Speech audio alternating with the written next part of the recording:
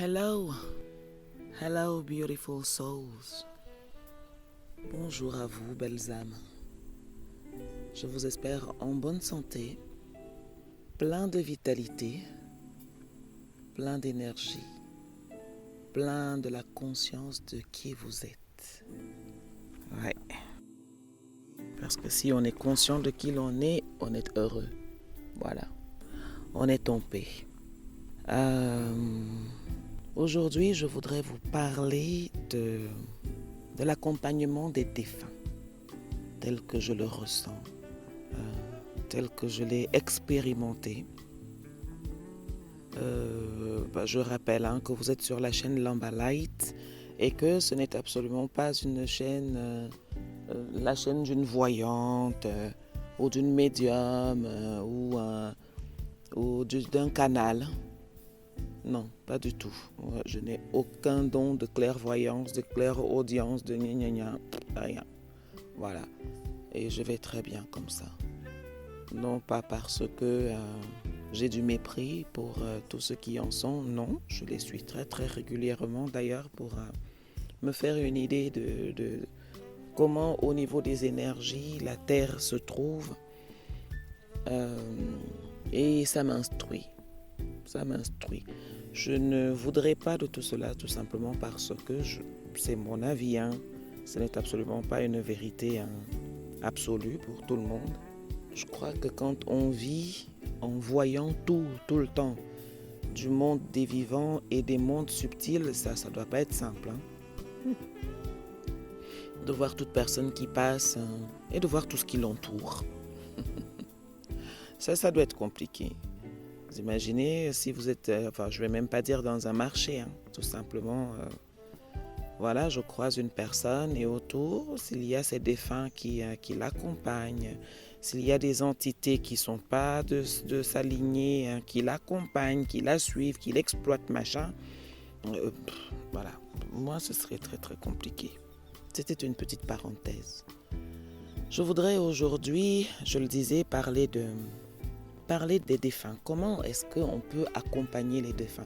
Parce que quand souvent je prends la parole auprès de personnes qui ont perdu quelqu'un de cher, qui ont croisé la mort, ça peut être parce que l'on est témoin d'un accident de la circulation dans lequel il y a des défunts, ça peut être parce qu'on est pompier et que voilà, ça c'est un des métiers qui fait côtoyer la vie et la mort, la vie dans ses plus grands moments de détresse, de danger, tout comme les médecins, les infirmières, ainsi de suite.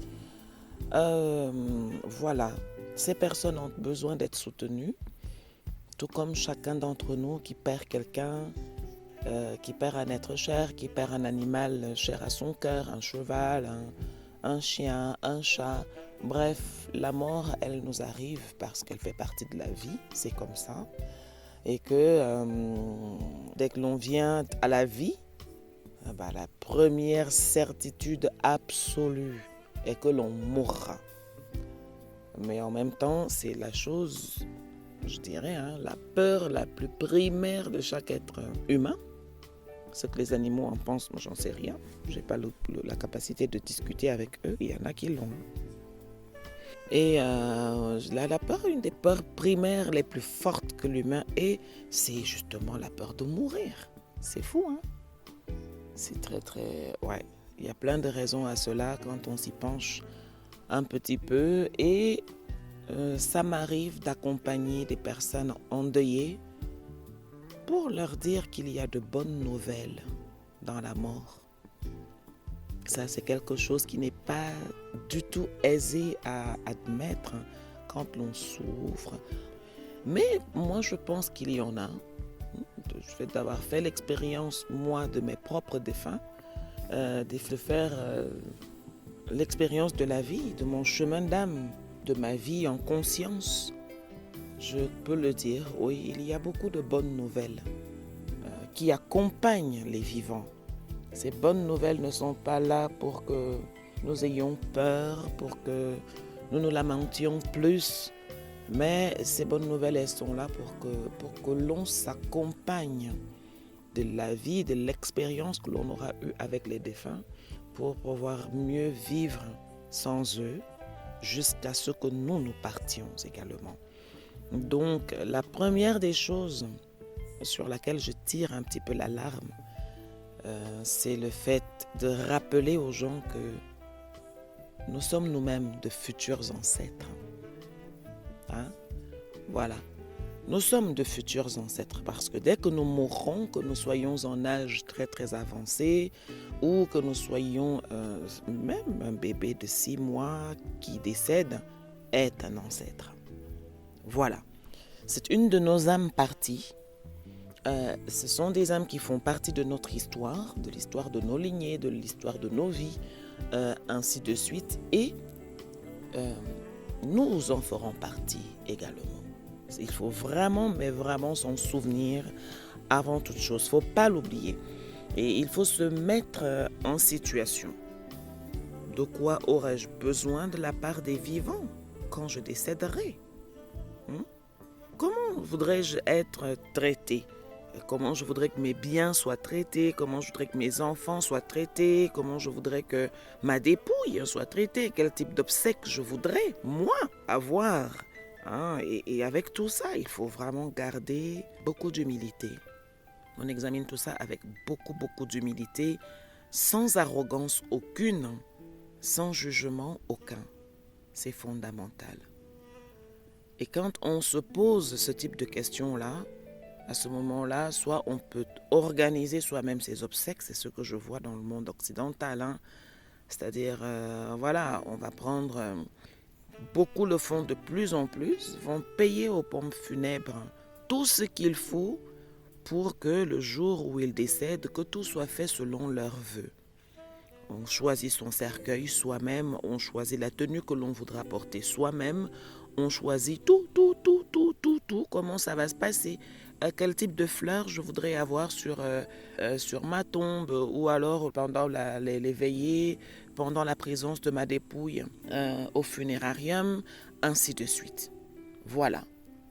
On a la possibilité de choisir tout ça, de payer pour tout ça, et puis le jour où on décède, pour beaucoup, d'abord, ils disent que c'est pour que leurs descendants n'aient pas à s'en charger, qu'ils n'aient pas ça à faire en plus, parce que c'est difficile, parce que c'est douloureux. Ils auront assez à faire de m'avoir perdu pour avoir encore à se coller à ça. Alors je le fais moi-même, et comme ça, je suis sûre que j'aurai les obsèques que je souhaite.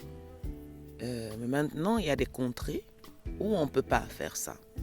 Je vois par exemple au Cameroun, qui est le pays dont je suis originaire, il y a différentes religions qui se côtoient. Les musulmans, ils vont enterrer avant la prière suivante. Et puis le reste, on voit après. Sérieux, franchement, moi je trouve ça bien, parce que ça évite toutes les dérives qu'il y a justement pour les non-musulmans ou pour ceux qui n'en ont pas les moyens, qui vont mettre le corps à la morgue, le temps de trouver les moyens de faire le deuil, comme on dit, d'organiser les obsèques, et puis ça va vraiment, mais dans tous les sens. Parce qu'on a le temps de finir de pleurer, parce que la nouvelle, elle vient de tomber. On a 2, 3, 4 jours, une semaine pour s'en remettre un petit peu et commencer à regarder autour de soi et reprendre le cours de la vie. Quand je dis le cours de la vie, c'est avec tout ce qu'il y a comme pensée autour. Qu'est-ce que je pense de ça? Ah non, on va lui mettre une robe blanche. Non, je veux une robe bleue. Ah non, moi je voudrais une robe rose, blablabli. Je voudrais inviter 10 personnes. Ah non, il faudrait qu'il y en ait 100. Ah non, il y a... Voilà. Ça va dans tous les sens. Résultat, ça devient de plus en plus des moments qui divisent, qui déchirent, que des moments pendant lesquels on accompagne les défunts. C'est vraiment dommage. Et je peux constater que ça a pas mal changé sur les 20-25 dernières années, parce que quand j'étais gamine, il y avait un tel mystère. C'était mystérieux, la mort. C'était mystérieux. C'était sacré. Quand il y avait un corps qui passait, à la limite, on nous détournait le regard à nous les enfants. Tourne-toi, il y a un mort qui passe. Baisse la tête, il y a un mort qui passe. Nous, on habitait en plus sur la route qui allait à l'hôpital. Donc, vous pouvez vous imaginer ce que c'était. Il y avait du respect autour de la mort. Il y avait de l'humilité. On s'humiliait, il y a de l'humiliation devant la mort parce qu'elle avait du sens. Mais de plus en plus, c'est mon avis, hein. Moi, j'ai toujours clairement dit que si je devais mourir ou que ce soit, franchement, dépêchez-vous de me mettre en terre et qu'il n'y ait absolument aucun tralala autour pour ne pas emmerder mon mari, pour ne pas emmerder mes enfants avec des conneries, alors qu'ils auront déjà suffisamment à faire de se débrouiller à se faire à l'idée que je ne sois plus là et qu'il faudra vivre sans moi. Vraiment. Là, cercueil de machin, truc, rien à foutre, quoi. Je vois absolument pas la pertinence de ce que c'est. J'ai vu mon père mourir et en dépit de son statut social, d'exiger d'être enterré sous 3 jours sans cercueil, comme ses pères avant lui avaient-ils dit, comme mes ancêtres, sans cercueil. Vous creusez un trou et puis vous me cachez et je vous donne 3 jours pour que ce soit terminé. Voilà, c'était ses dernières volontés et on s'y est attelé. Il y en avait qui étaient d'accord, d'autres qui ne l'étaient pas, ainsi de suite, mais la volonté de papa a été respectée. Et ça s'est passé. Mais par contre, avec ma mère, c'était autre chose, hein. Et je voudrais être clair. En ce que je dis, je ne suis pas en train de faire de reproches à quiconque, hein, parce que ça va encore aller dans tous les sens. Non, si vous avez des pensées de jugement, de machin, vous n'avez rien à faire sur ma chaîne, il faut partir. Parce que quand on vit dans sa vie de conscience, le jugement, ça n'existe plus. Il y a des âmes qui font des expériences, il y a chacune qui s'exprime et chaque contact qu'on aura les uns avec les autres a vocation à nous permettre d'évoluer, permettre aux âmes d'évoluer. Donc si vous ne pensez pas comme ça, de toute façon ça va très très bien, hein, parce que je n'activerai pas les commentaires sous mes vidéos et ça va très très bien comme ça. Donc il est très important de se souvenir au moment où on perd quelqu'un qu'on sera également un défunt, qu'on passera également dans le monde des ancêtres. Qu'est-ce qu'on va s'en enseigner? Qu'est-ce qu'on va en tirer? Quelle réflexion je mène autour déjà pour que ce départ de mon défunt me soit instructif, je ne vais pas dire agréable ou non. Chaque mort fait mal. Voilà, donc il n'y a pas de bon deuil, il n'y a pas de mauvais deuil, il n'y a pas la perte, c'est la perte. Voilà. Et puis elle soulève des émotions derrière dont il faut s'occuper. Voilà, je disais qu'il y a ça dont il faut se souvenir. Je serai également un ancêtre. Comment est-ce que je voudrais que ça se passe? Quels sont mes souhaits pour moi? Il ne s'agit pas des autres, hein. Je le dis toujours, tout ce que l'on fait a à voir uniquement avec soi. Quand on mène une vie en conscience, on fait des choses, c'est d'abord vis-à-vis de soi. Et si on s'y attelle de manière, je dirais, adéquate, en conscience, à ce moment-là, on est utile aux autres. Quand on vit en conscience, on n'est pas un problème pour les autres. Absolument pas. On est plus capable de les comprendre, on est plus capable de vivre avec en harmonie. On est plus capable d'empathie, de compassion, ainsi de suite, parce que c'est ça la vie de l'âme. Et donc, il faut user de cela envers soi-même et essayer maintenant de se poser ces questions-là quand on a un défunt qui vient de passer de l'autre côté. Alors, les enseignements également que j'ai écoutés, il y a Christine André qui en parle très très bien sur sa chaîne.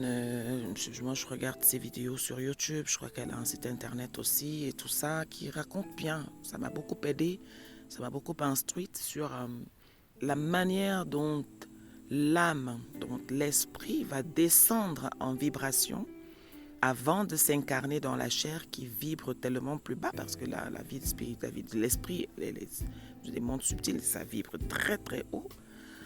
Et donc, comment est-ce que ça se passe pour descendre en vibration jusqu'à s'incarner dans la matière? Et au moment où justement on sort de la matière, comment est-ce que ça se passe pour remonter en vibration, la remontée vibratoire post-mortem?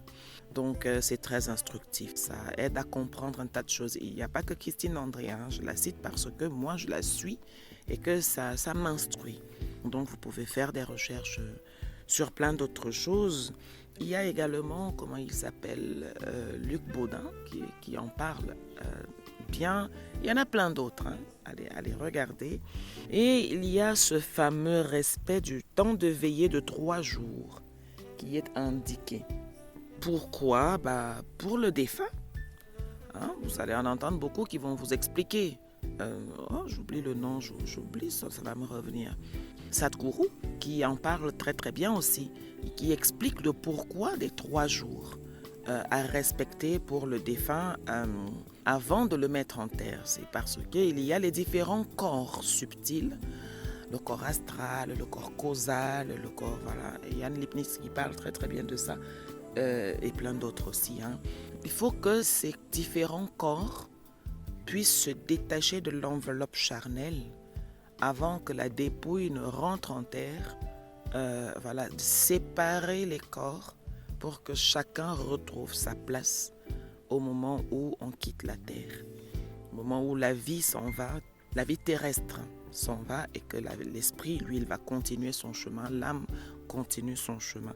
Donc ces 3 jours sont importants pour les défunts, mais aussi pour ceux qui vont rester. Parce que ce sont des moments qui sont importants aussi pour que chacun, des 2 côtés, ait la prise de conscience du fait que le décès soit là. Le défunt a besoin de cette prise de conscience. Il y en a qui ne réalisent pas qu'ils sont morts. Parfois, quand la mort a été très violente, un accident de la circulation, et puis voilà, ils ne réalisent pas qu'ils sont partis. D'autres qui, ça prend du temps à arriver. Une très longue maladie, on a le temps de voir venir les choses, on a le temps de souffrir, ou alors pas. Et puis on a bref, on a le temps de se projeter sur une éventuelle future mort. Donc, des 2 côtés, la vision des choses, elle est différente. Si la mort, quand elle est violente ou inattendue, parfois le défunt, il ne sait pas. Il ne sait pas qu'il est mort, donc il y a ce fameux phénomène. C'est un petit peu comme en psychologie, on va vous parler du phénomène de dissociation. Moi, j'appelle ça comme ça. Je ne sais plus si c'est le terme exact, mais c'est celui qui me revient. Donc voilà, je reste dessus. Qui fait que quand on est face à un choc traumatique, par exemple, on vit un événement qui nous choque profondément, soit parce qu'on est victime d'un viol, on est victime d'une agression, on est victime d'un accident, ou alors on en est témoin, on a une partie de nous, un peu comme si notre âme se détachait de notre corps et se mettait de côté. Voilà, il y a cette partie de nous qui se met de côté et qui observe les choses, qui se détache. Tous ceux également qui font des expériences de mort imminente, ils en parlent bien. Faites ou alors near these experiences que vous trouverez également, dont vous trouverez des flopées de témoignages qui ont fini par nous faire comprendre justement que la conscience, elle n'est pas dans le cerveau et qu'une fois que le corps est déclaré cliniquement mort, c'est-à-dire il n'y a aucune activité cérébrale, aucune activité du cerveau, aucune activité cardiaque, donc aucune activité du cœur, voilà, mort clinique, c'est pas forcément synonyme de mort de l'âme. Donc la conscience, mort de la conscience, elle existe. Et ça maintenant scientifiquement, on est bien obligé de l'accepter. Et donc, cela, il vous raconte comment j'étais sur la table et pouf, je me suis retrouvé là en train de planer au niveau du plafond. J'ai entendu tel médecin dire ceci, j'ai vu telle infirmière faire cela, ainsi de suite. Et quand la personne revient dans son corps 1 minute, 40 secondes, 30 minutes après, il raconte au personnel médical ce qu'il s'est passé. Comment vous avez su ça? Vous étiez mort. Non, j'étais là-haut et je vous ai entendu. Vous avez dit si. L'autre, il a fait ça. L'autre est parti dans telle salle. Moi, je l'ai suivi parce que je traverse les murs. Et ainsi de suite. Voilà. Donc, c'est pour vous dire qu'il y a des moments où les personnes qui sont décédées ne réalisent pas qu'elles sont mortes. Et donc, cette conscience, elle a besoin de temps. Elle a besoin de temps. On va nous expliquer que oui, il y a les guides qui sont autour et qui s'en occupent. Comme on a des guides au cours de nos vies qui sont, avant de descendre aussi en vibration, on a des guides, ainsi de suite. Qui sont là, qui l'assistent. L'âme n'est jamais seule, la conscience n'est jamais seule. Attention. Donc voilà. Et pour ceux qui vont rester, c'est très très important également de prendre ce moment-là. Alors, il y a certains défunts qui décident de rester. Ça peut être pour aider les leurs, en conseil, aider à les protéger aussi. Sans oublier que ce n'est pas que de leur fait. Il faut savoir qu'on est déjà, quand on arrive, nous avons des guides. Quand on s'incarne, nous avons des guides qui accompagnent l'âme. Nous avons des anges gardiens également. Nous avons nos ancêtres à côté aussi qui nous protègent. Donc voilà, de ce côté-là, on n'est jamais seul. Il ne faut pas non plus en faire un objet de souci. Il ne faut pas s'en soucier. Donc certains décident de rester, mais pas beaucoup. Ils veulent aider, mais ils ne peuvent pas beaucoup aider. Parce qu'ils ne sont pas remontés. Ils ne sont pas remontés se ressourcer à la lumière. C'est un petit peu comme si vous passiez sous la pluie, vous rentrez. Si vous avez froid ou pas, il faut bien que vous enleviez vos vêtements mouillés, que vous preniez une petite douche pour vous réchauffer si vous avez froid, ou vous vous essuyez et puis vous portez d'autres vêtements. Voilà, il y a ce moment de passage-là. C'est pareil, donc les âmes ont besoin également quand elles vont rentrer. Il y a d'autres âmes qui vont décider de rester pour régler leur compte. Pour ça, je vais vous envoyer regarder à nouveau le film Ghosts. Pour ceux qui ne l'ont pas regardé, c'est un magnifique film avec Whoopi Goldberg, si je ne dis pas de bêtises, avec également, comment elle s'appelle, l'ex-compagne de Bruce Willis. Bref, allez y jeter un œil. C'est un excellent film qui parle également de ça. Il y a certaines âmes qui ne veulent pas quitter leur demeure. J'étais bien dans cette maison-ci et comme j'ai pas envie de repartir tout de suite, je vais rester là. Je continue d'occuper les lieux et on se retrouve avec des maisons hantées, avec des lieux hantés. Je quitte pas mon bureau parce que j'étais bien là, tranquille.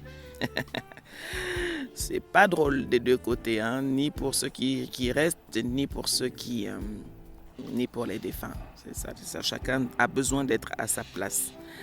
Et puis, il y en a d'autres qui veulent profiter de leurs anciennes addictions. Voilà, moi j'étais là et j'étais addict à la drogue.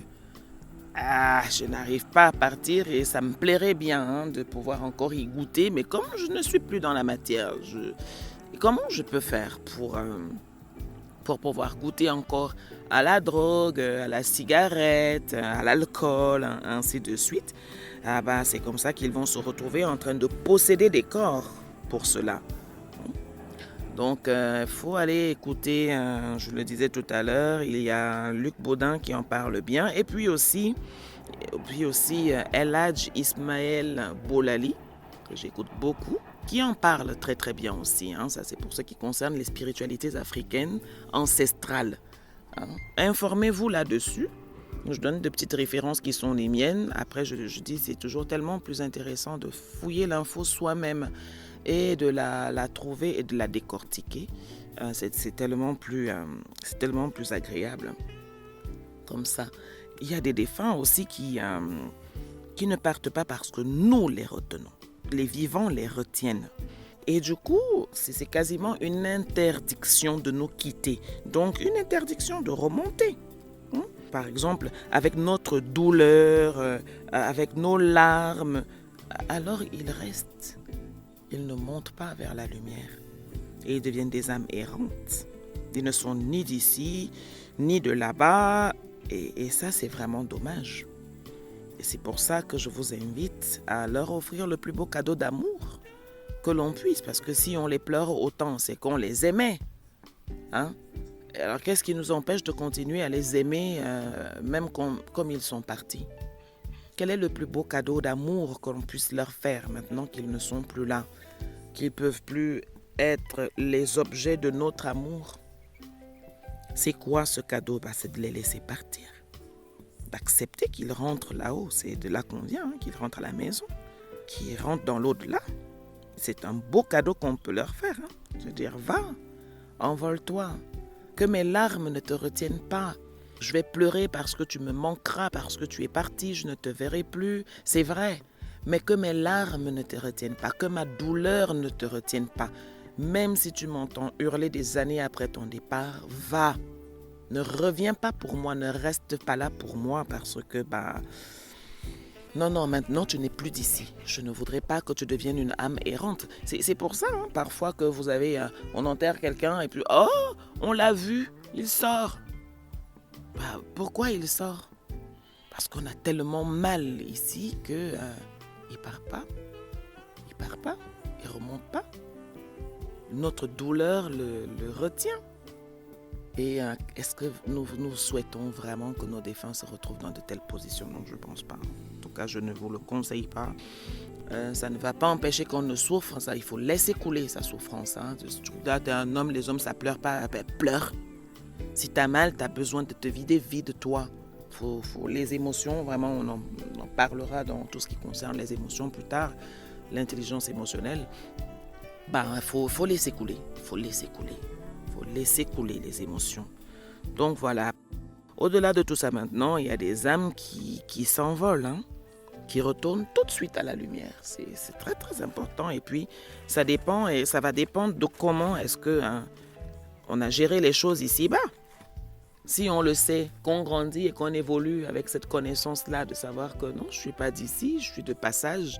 Et quand je rentre, bah, je rentre direct. Ça, c'est ma bouche qui parle à mon âme et qui lui dit, tu te laisses avoir par personne.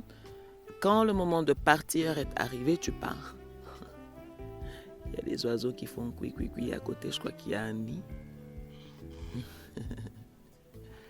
Enfin. Donc voilà. Alors maintenant, je vous ai parlé des cas de possession physique, hein, ou de possession des lieux. Ben, on va avoir des guérisseurs, des magnétiseurs, des exorcistes, etc.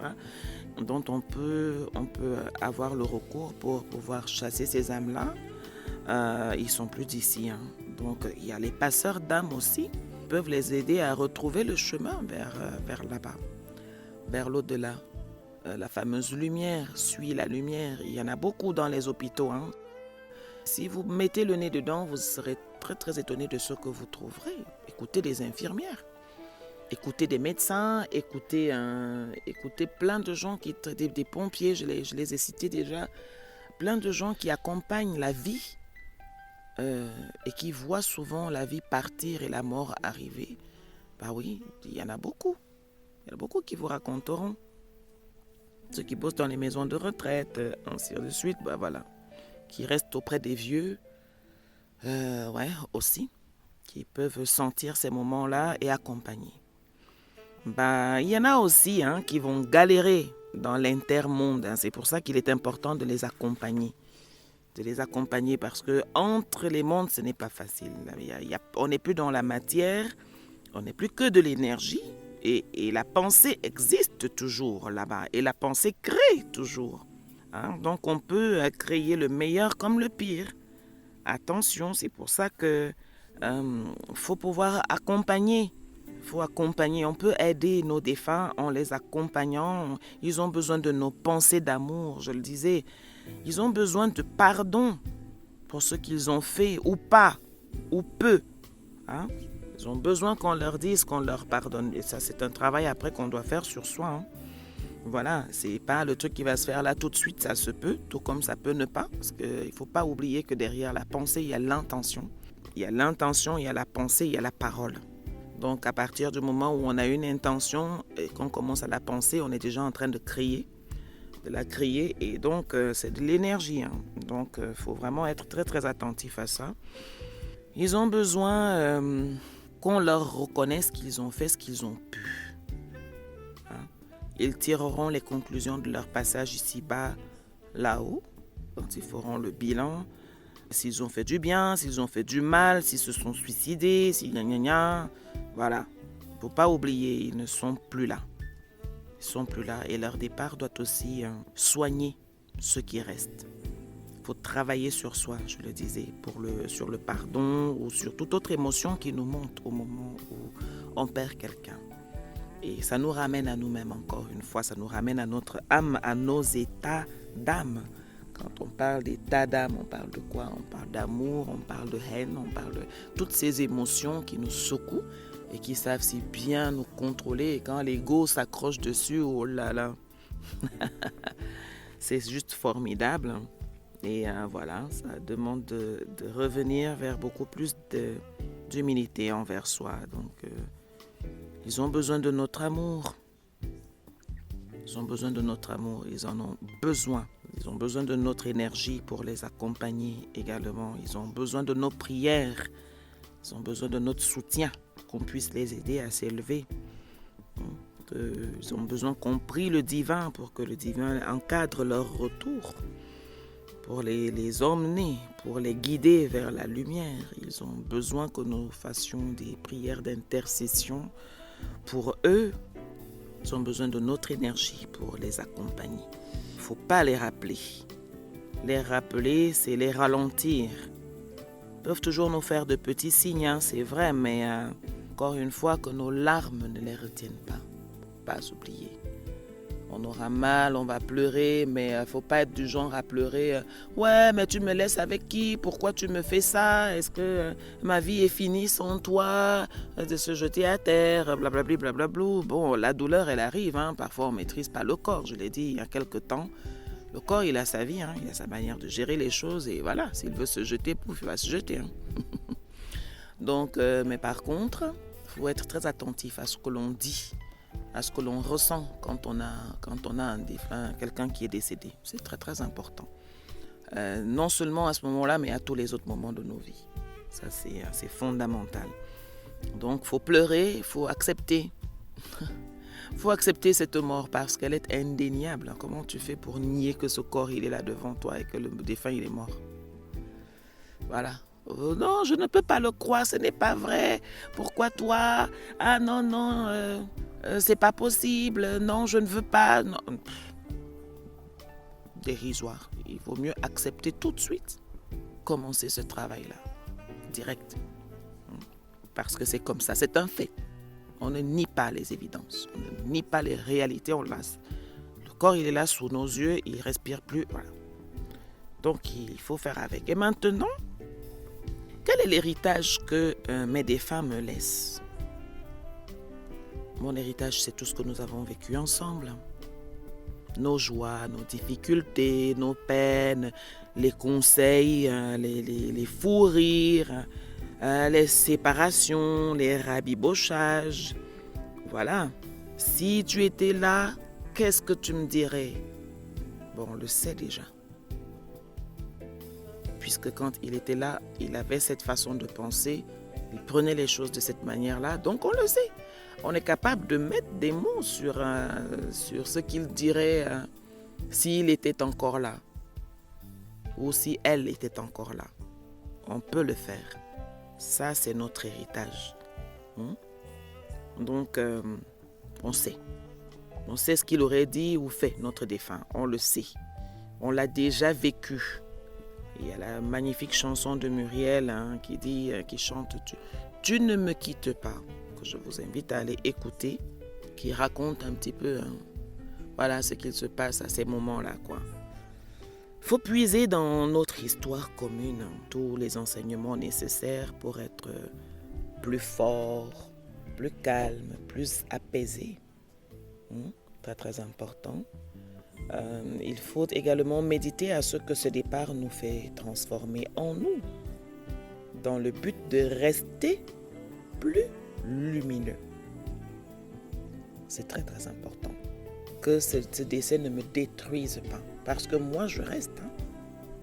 Moi je reste et je reste vivant. Si le décès me détruit, ça veut dire que je suis morte aussi avec le défunt.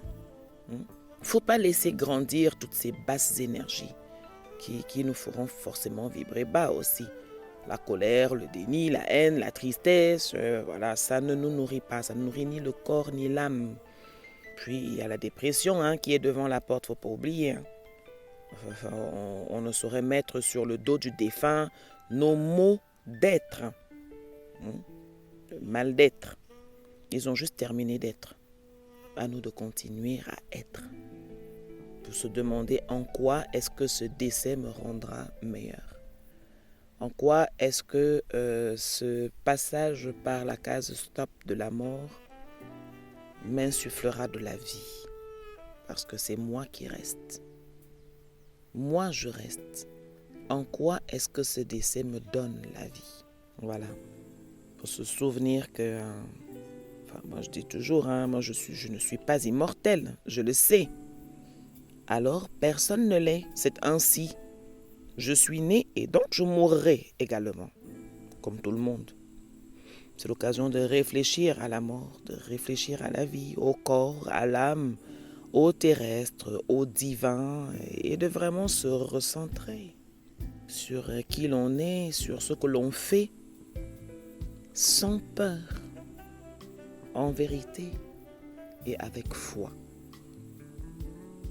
Sans peur, parce que quand on travaille, on fait ou on pense ou on vit en vérité, c'est-à-dire avec les plus belles intentions possibles, les intentions les plus lumineuses possibles, on ne doit pas avoir peur, parce qu'on est censé avoir la foi en cela. Cette foi qui est donc la connexion que nous aurons avec notre part divine, que nous allons activer pour la connecter au divin universel. Et il ne faut pas avoir peur. D'accord? Vraiment pas avoir peur. Je le disais, quel que soit son âge, le défunt est désormais un ancêtre. Je le classe dans quelle émotion? Est-ce que je le classe dans la peur, la douleur, le manque, la joie, le bonheur? Et qu'est-ce que j'attends de lui? C'est pour ça que je vous disais au tout début, il ne faut pas oublier. Quel type d'ancêtre je serai? Qu'est-ce que les gens pourraient attendre de mon esprit? Des bénédictions, des malédictions, de l'aide, de l'abandon, de l'indifférence, des punitions, de la vengeance. Quoi? Est-ce que je ne peux pas déjà travailler à ce schéma, à ce profil d'ancêtre dès maintenant? Il vaut mieux, je vous le conseille. Dès maintenant, tous ceux qui penseront à moi après, ils auront quel regard sur moi quand ils m'appelleront? Souvent quand on a son père qu'on a beaucoup aimé, c'est papa, aide-moi, j'ai besoin de toi là, vraiment papa, fais-moi un signe, ou maman, s'il te plaît, j'ai besoin de toi là maintenant, si tu étais là, j'ai besoin que tu mettes un petit coup de pouce. Voilà. Mais quand on vous appellera, on dira quoi? Si c'était une maman vilaine, allez, on va dire comme ça pour être gentil, une mère fouettarde, fouetteuse, ou colérique, quelles sont les émotions qui vous embarquent le plus facilement et qui vous rendent le pire de vous-même? Comment vous gérez ça? Est-ce que vous êtes indifférent à la détresse des autres? Est-ce que vous êtes avare de conseils, d'aide financière, de ci, de ça? Qu'est-ce que vous pensez que vous avez de précieux que vous pouvez donner aux gens et dont on peut espérer continuer à recevoir de vous si vous n'êtes plus là? Quelle est l'énergie que vous générez? Parce que l'énergie, elle ne meurt jamais. Faut pas l'oublier. Si les défunts sont capables d'interagir avec les personnes vivantes, c'est bien parce qu'il y a un flux énergétique. Et donc, elle ne meurt jamais, cette énergie-là. Mais quel type d'énergie serez-vous? Est-ce que vous serez quelque chose de lumineux ou quelque chose de sombre? Quand vous serez un ancêtre qu'il faudra qu'on vous appelle, on vous appellera pour faire quoi? Donc ça, il faut y réfléchir. Il faut travailler sur soi avec bienveillance, avec tolérance, sans jugement, avec humilité, beaucoup de compassion, beaucoup, avec amour. Et là, on pourra entrer dans la gratitude, parce que chaque chose, quand on s'en est enseigné, on est grateful. La gratitude, dire merci pour tout ce que nous avons vécu, tout ce que nous avons partagé ensemble, le temps que nous avons passé ensemble. Merci pour les enseignements que j'ai reçus de toi, mon défunt, et qui t'auront également été transmis par mon canal, parce que notre relation, elle était bilatérale. On s'apporte les uns les autres. Merci au divin.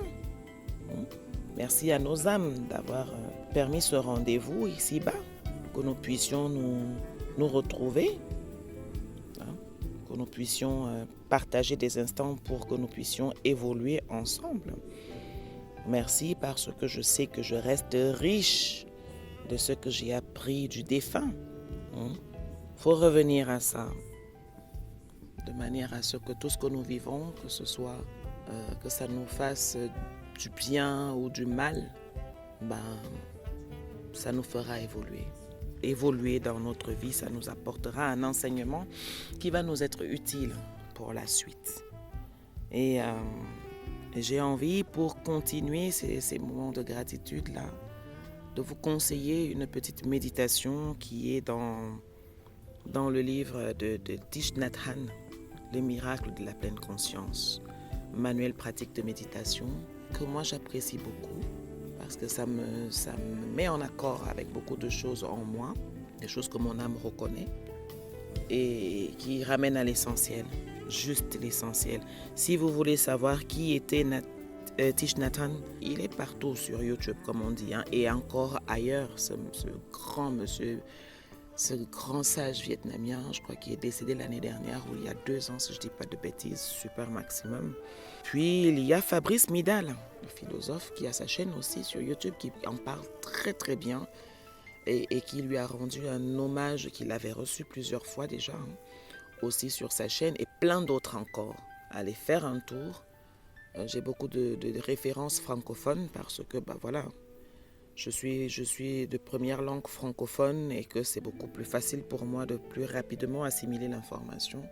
Ce qui n'empêche pas que quand je veux recouper les informations, je vais écouter également des chaînes où on a des personnes de langue anglaise qui s'expriment parce que c'est également la deuxième langue que je comprends le mieux. Donc voilà. Thich Nhat Hanh nous invite sur ce qui est de la méditation par la perte d'un être aimé à s'asseoir sur une chaise ou à nous allonger sur un lit dans une position confortable. Commencez par suivre votre respiration. La suivre, c'est simplement inspirer et expirer. Écoutez l'air entrer, écoutez l'air ressortir. Ressentir en nous ce que ça nous fait, ce que ça nous apporte quand l'air rentre en nous et quand l'air ressort. J'ai une petite méditation active également que j'ai faite sur un arbre où je disais merci au végétal, au règne végétal, parce que chaque fois que j'inspire de l'oxygène qui m'est vital. Et chaque fois que j'expire du gaz carbonique qui m'est fatal. Le végétal me fournit l'oxygène et récupère mon gaz carbonique pour le fixer en terre. Et j'avais de la gratitude pour le végétal. C'est ça. De respirer, on inspire la vie, on expire pas la mort, mais tout ce qui est toxique à la vie. Et c'est ça qu'il faut faire. Maintenant, je vous ferai sûrement des notes de lecture sur ce livre de Thich Nhat Hanh que je trouve exceptionnel, il est excellent, sur la respiration. Donc, il faut respirer ainsi, on peut mettre une pensée sur l'inspiration et en mettre une autre sur l'expiration. Et on va ainsi amener à notre esprit l'image d'un être aimé qui est mort il y a plusieurs mois ou plusieurs années. Il nous invite à savoir clairement que la chair de cette personne s'est décomposée et qu'il ne reste plus qu'un squelette dans la terre.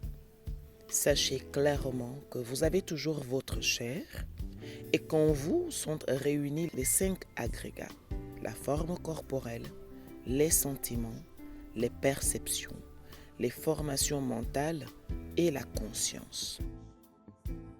Pensez à ce qui vous liait à cette personne dans le passé et en ce moment présent. Maintenez le demi-sourire et gardez le contrôle de votre respiration. Méditez de cette façon pendant 15 minutes. Ça veut dire, comme je vous le disais tout à l'heure, vous allez repenser à la personne qui est partie, vous souvenir de ce que vous aurez vécu ensemble. Et cette notion de demi-sourire est très importante. Je vais me lever. Merci Madame la Terre de m'avoir prêté ce petit bout de toi pour que je puisse transmettre l'Amba Light d'aujourd'hui. sur la manière d'accompagner les défunts. Et je disais que cette méditation, elle doit nous permettre ça.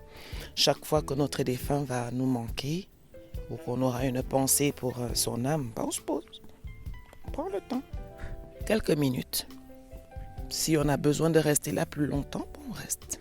Si on pleure, on pleure. Si on a de la colère qui monte et qu'on veut mettre des coups à un oreiller, j'ai dit, on ne met pas de coups aux gens, on ne met pas de coups au mur. On l'exprime, cette colère.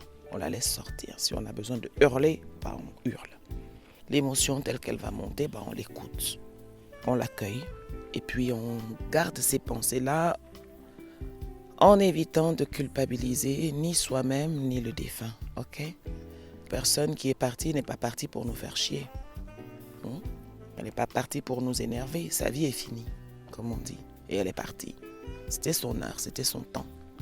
Ça peut ne pas nous convenir quand ça arrive brusquement, ou ça peut nous convenir quand la personne a été malade pendant tellement longtemps, ou que la personne était très très vieille. Et là on dit ouais, c'est le repos. On pleure mais c'est le repos. Faut de l'accompagnement en toutes circonstances pour l'âme qui s'en va, mais également et surtout pour nous qui restons. Et n'oublions pas d'aller toujours nous nourrir plus de ce qui est lumineux, plus de ce qui nous fait du bien en les personnes qui partent, qu'en ce qui va nous faire de la peine. Et c'est pour ça aussi que nous devons être attentifs à la manière dont nous traitons les vivants, parce que ça déterminera la manière dont les vivants resteront avec notre souvenir ou la manière dont nous resterons avec le souvenir de cela quand la mort sera passée. Très très attentif à cela. Et si ça coince, il faut aller écouter le pourquoi ça coince. Et en quoi est-ce que ça coince. Voilà. Et le traiter, s'en occuper en nous, à l'intérieur de nous. S'occuper de ces émotions-là pour qu'elles ne nous détruisent pas. Pour qu'elles ne nous détruisent pas. Parce que quand on a une émotion qui nous détruit, on meurt un peu. Voilà. Donc les amis, c'était ma Lamba Light spéciale défunt. Comment les accompagner. J'espère que ce point de vue vous aura été utile et que vous aurez pris du plaisir à vous éclairer un petit peu à ma lampe. Voilà, allez. Je vous embrasse bien fort. Stay alive. Restez vivants. D'accord? Soyez vivants. Soyez des âmes vivantes, lumineuses. Toutes les âmes sont lumineuses. Selon ce que l'on pense les uns des autres, il ne faut jamais oublier ça. Toutes les âmes sont des graines du divin. Et je dis toujours aux gens, oui, si vous me prenez la Bible et que Dieu s'est fâché, il a chassé Satan, ainsi de suite, que ce soit ça ou que ce soit Jésus-Christ, Jésus, parce que Christ après, c'est l'après. Que ce soit Jésus qui chassait les démons, qui ouais, mais moi j'ai pas le souvenir d'avoir lu qu'ils en aient tué. Dieu n'a pas tué Satan, ok? Il n'a pas tué. Jésus n'a tué aucun démon, rien. Il chassait, il est chassé parce que la propriété d'une âme, elle est divine. Que le divin qui est le propriétaire de toutes les âmes. Donc, quand vous en regardez une, pensez-y. Pensez à votre propre âme. Pensez qu'en face de vous, il y a une autre âme aussi, une autre divinité, chère à son créateur. Tout ça pour vous dire qu'il ne faut pas oublier que nous sommes précieuses en tant qu'âme. Nous valons le coup d'être là et que chacun vaut le coup quand même de s'occuper de soi. Ce petit retour à soi, ce n'est pas une lubie, d'accord? Notre âme a besoin que nous nous souvenions de qui elle est pour être forte à chaque instant. Avoir la force de continuer l'expérience terrestre. Voilà, écoutez, je vous fais des bisous et je vous dis à très très bientôt pour un autre éclairage à la lueur de la Lamba. Lamba Light, c'est fini pour là. Bisous!